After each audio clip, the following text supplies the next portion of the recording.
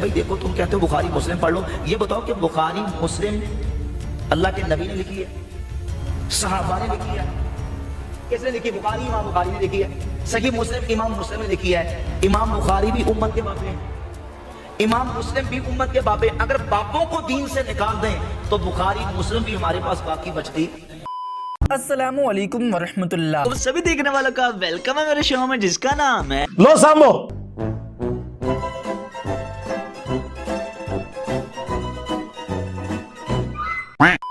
आज 15वीं सदी के अंदर है इस मॉडर्न दौर के अंदर हमारे नौजवानों को बहकाने के लिए वो जो इंजीनियर है ना, वो जेलम वाला, और उनको मिसगाइड करने के लिए वो कहता नहीं यार कि तुम्हें बला चमड़ गई, नवा ही बाप कॉल देता है।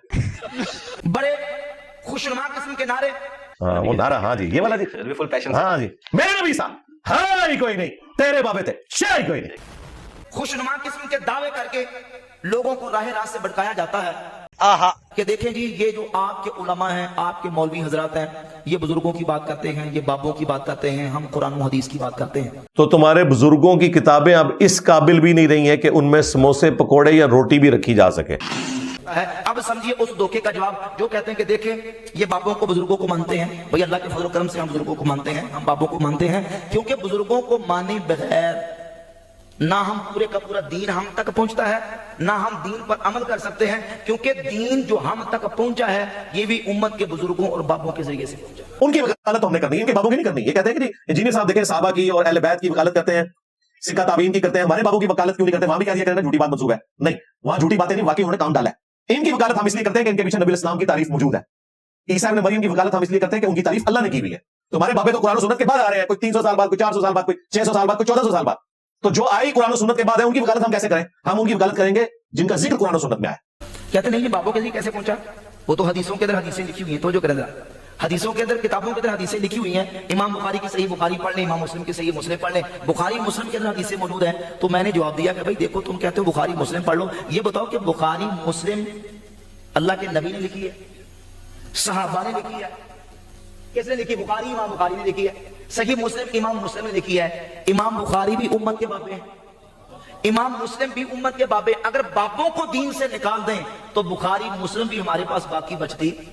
तो ये जो इल्जाम बार बार मेरे ऊपर लगता है, किताबों की बात करता है तो बाबों की बेहुरमती करता है, ये किताबें भी बाबों ने लिखी हैं। ओ सरकार, जिद्दा लोकी कलमा पढ़ दे ओ मोहम्मद और ते मियां मोहम्मद बख्श और हैं ओ तुहाडे बाबे और बुखारी मुस्लिम और, हाँ, ये तो सारे वफादार हैं अपने पैगंबर के। तुम्हारे बाबे वो हैं जिन्होंने गद्दारियां की हैं। तो इस तरह तो ना करो कि दोनों चीजों को मिक्स करके पब्लिक को धोखा देने की कोशिश करो। बोले बचती, बल्कि इमाम बुखारी मुस्लिम भी अगर कोई हदीस अपनी किताब के अंदर लेके आते हैं तो वो हदीस भी इमाम बुखारी मुस्लिम तक उम्मत के बाबों के जरिए से पहुंची है। हमने क्या कहा था? रुको जरा, सब्र करो। अच्छा अच्छा बताते हैं तुझे।